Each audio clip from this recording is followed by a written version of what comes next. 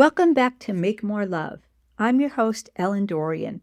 This show looks at the connection between relationships and business ownership, especially for men who want straight talk, useful frameworks, and practical ways to solve relationship problems. If this is your first time here, hit follow or subscribe so you don't miss anything. Now let's get into it. In the last episode, we talked about how trust is not a single quality and is broken down into 7 domains. If you've ever been on either end of the statement, I love you, but I don't trust you, that can be one of the most confusing and hurtful things to experience in a romantic partnership. But once you start seeing trust as 7 different domains, hopefully you could sort out exactly where the trust is breaking down and then figure out how to repair it and make your whole relationship stronger. But I don't want to leave it at just that, because even when you break the trust down into specific domains, each partner still has their own expectations and history about what those domains mean.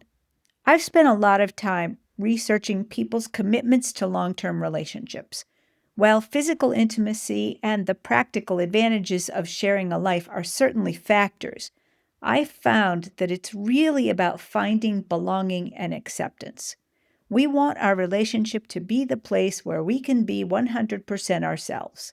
We want to be fully known, accepted, and loved for who we are. That seems simple enough, but it's more complicated than it sounds because over the years, we learned to present the person we want other people to see based on the rewards and the consequences of our life experiences. I call this our adaptive identity. Now, human beings are complex and each person is unique, but when we can find patterns, it can help us to understand ourselves. So I've identified 7 of these adaptive identities, or archetypes, each one built around a different pattern. Each one reflects what feels authentic to us, which we then bring into our relationships. Each one has a gift, and each gift also has a shadow side. So the gifts we bring to the relationship can also get us into trouble. So let's explore these 7 archetypes, and then after that, we'll look at how they relate to the trust domains that we talked about last time. By the end of this episode, you'll have a pretty good idea of your archetype, and you can start using that information to build a high trust profile with your partner. The first archetype is the traditionalist. The core drive of the traditionalist is honor. What feels authentic to them is being responsible, protective, steady, and worthy of respect. The core question that drives them is, what is the right thing to do? The traditionalist offers the gift of stability, but the shadow side of that is control. The traditionalist's need to do the right thing can lead them to become controlling in their relationships. The second archetype is the nice guy. The core drive of the nice guy is approval. What feels authentic to them is being kind, agreeable, pleasant, and easy to be with. The core question that drives them is, what do people think of me? The nice guy brings the gift of harmony to a relationship, but the shadow side is avoidance. The need to keep everyone happy can lead the nice guy to do everything he can to avoid conflict, even when the necessary thing to do is to confront the problem. The third archetype is the visionary. Their core drive is possibility. What feels authentic to them is moving toward what could be built, expanded, or achieved.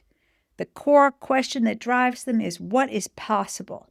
Their relational gift is expansiveness, but the shadow side of that is a tendency to chase after the next big thing.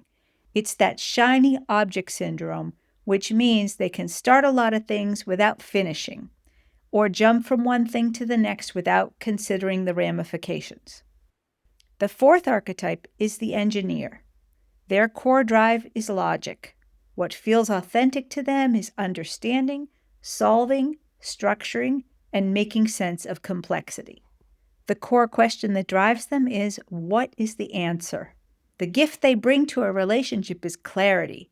When you live with an engineer, you're living with someone who is going to keep working on every problem until it's fully understood and an elegant solution is in place.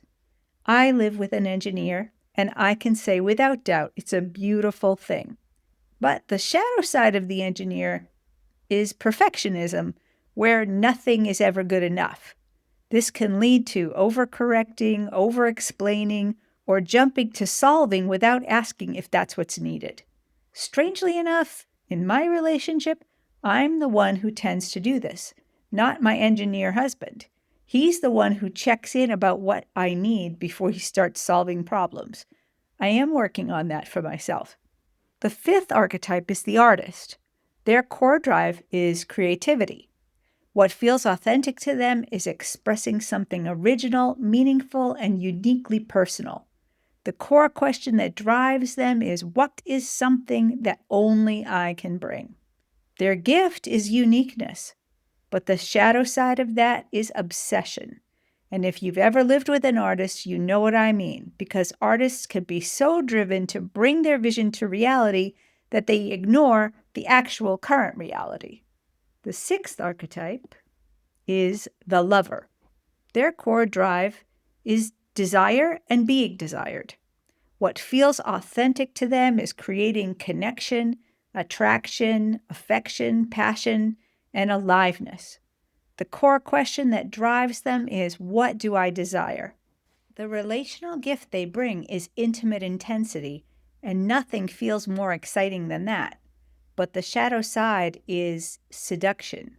The lover can get taken in by the force of their own desire, and that desire can be so compelling that their partner gets pulled in as well, instead of staying connected to what they want. The seventh archetype is the hero.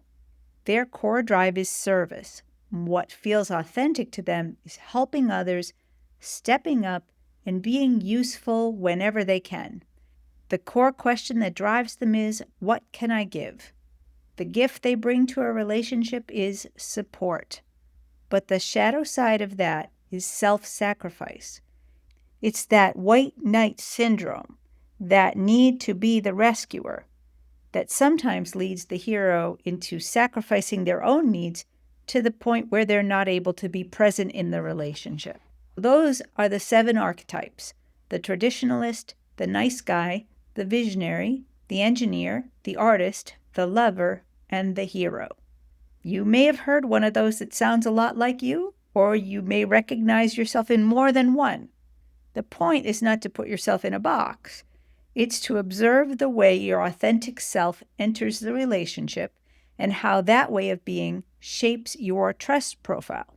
Now keep that in mind, because we're going to need that for the next section. Let's bring this back to the 7 trust domains. I'll just remind you, they are safety, security, caring, integrity, fidelity, reliability, and repair. And let's talk about how each archetype tends to show up in those domains. Where does it naturally build confidence? Where does it cause strain? And where does your partner need something from you that your default way of being may not automatically provide? The work to be done is to build skills in all 7 trust domains, even the ones that you're not naturally strong in.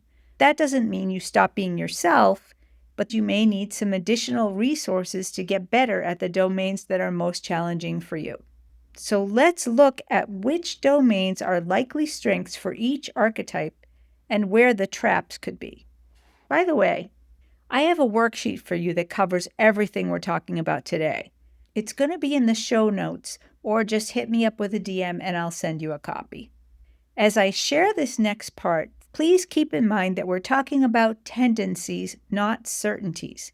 You may be naturally high in areas that are typically intentional and vice versa. I hope you'll just look at this discussion as a broader concept. Let's start with the traditionalist. If this is your archetype, you are naturally stronger in the domains of security, integrity, reliability, and fidelity. You build trust by being responsible and honoring your commitments.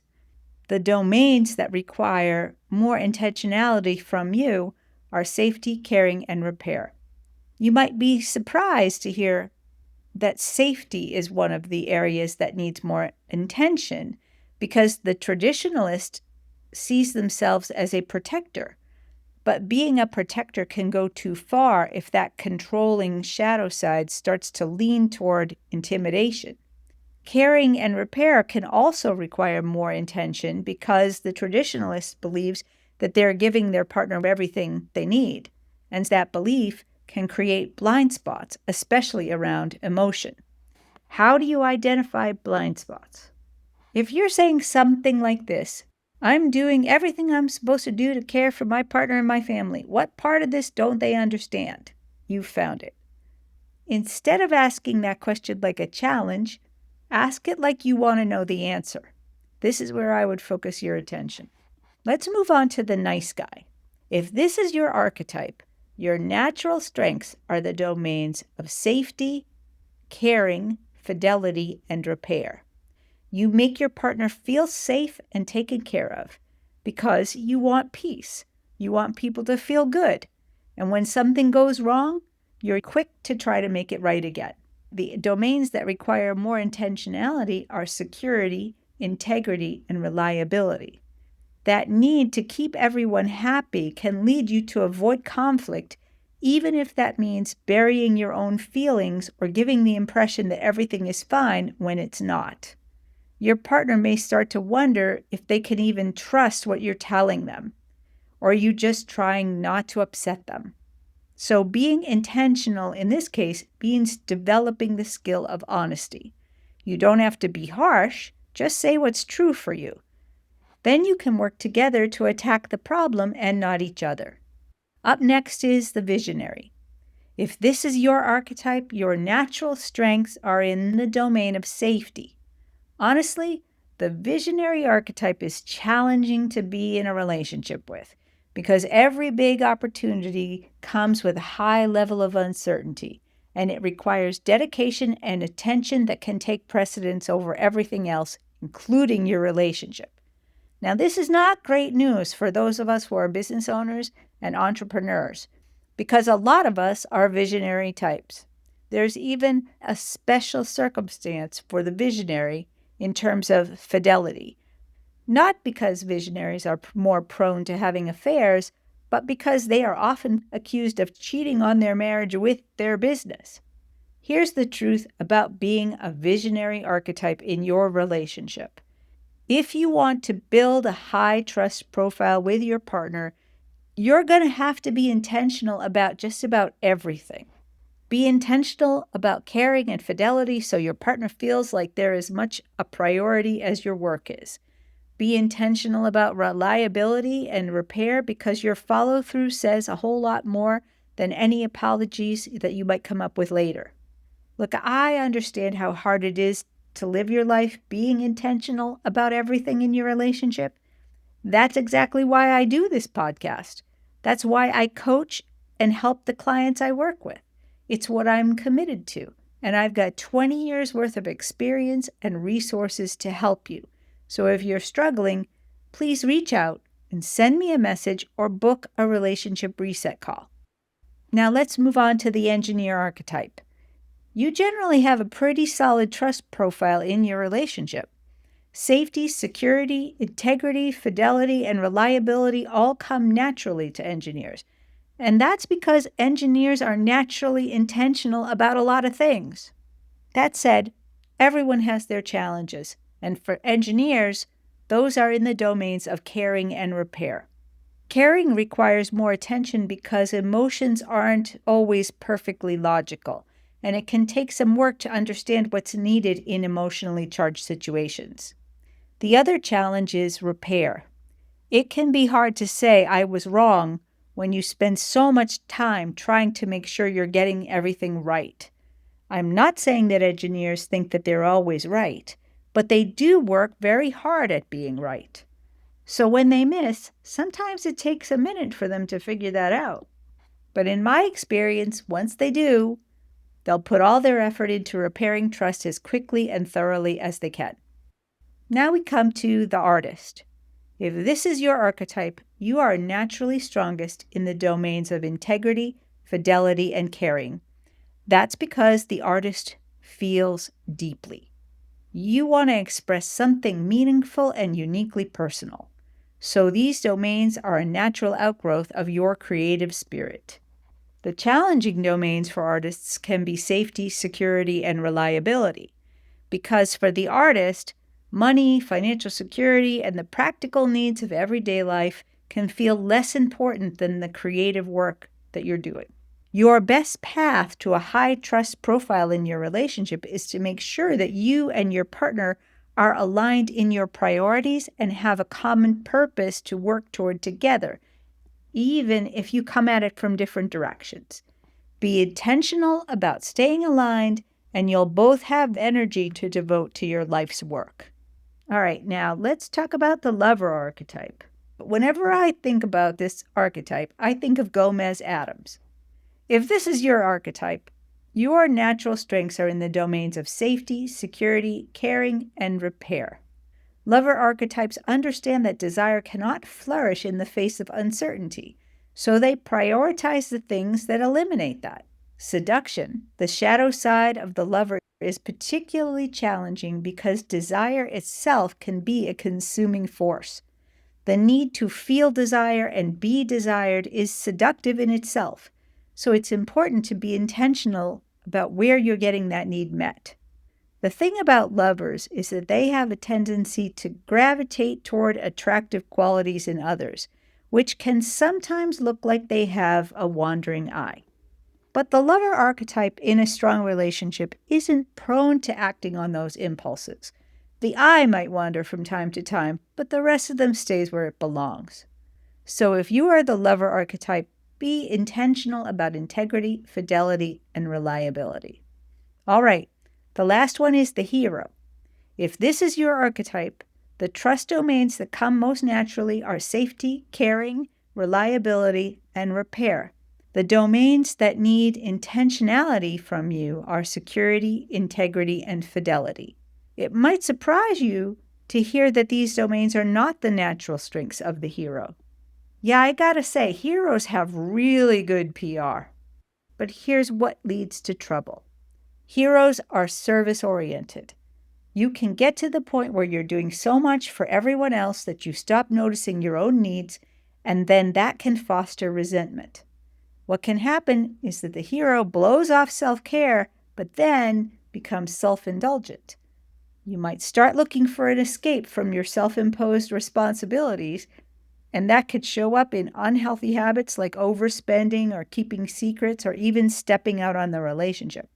So the primary thing you need to do is make sure you're not sacrificing your own needs to the point where you eventually need to escape, indulge, or collapse.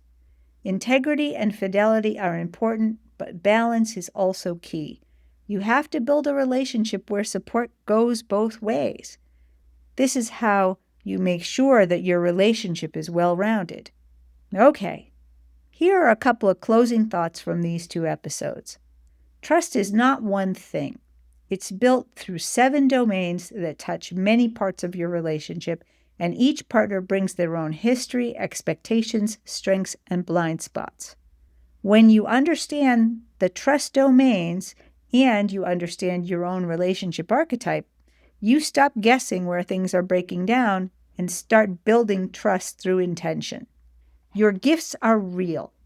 Your shadow side is real too. The point of the archetypes and the trust profiles is not to label yourself. It is to understand how you naturally enter the relationship and then pay attention to the places where your partner may need something more from you. And the more clearly you understand yourself, the easier it is to build a high trust profile with your partner. Now, I have a question. Is trust one of your relationship superpowers? And do you want it to be? I'll leave you with that thought.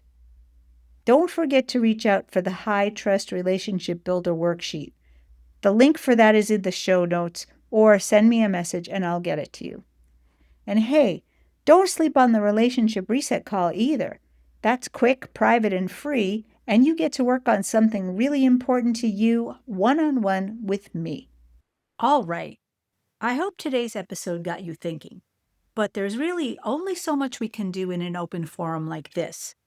If you want to look at your specific situation, go to relationshipresetcall.com and book a time to talk with me. It's free, it's quick, and it's private. We'll figure out the next best move for you and get you on track. And if you know someone who's struggling in their relationship, please pass this episode along. I've also included links to additional resources in the show notes so you can keep building on your relationship skills. I believe you had good reasons for choosing your partner. My mission is to help you reconnect with those reasons and discover new ways to make more love with your wife and in your life. I'm Ellen Dorian, and that's what I've got for you today.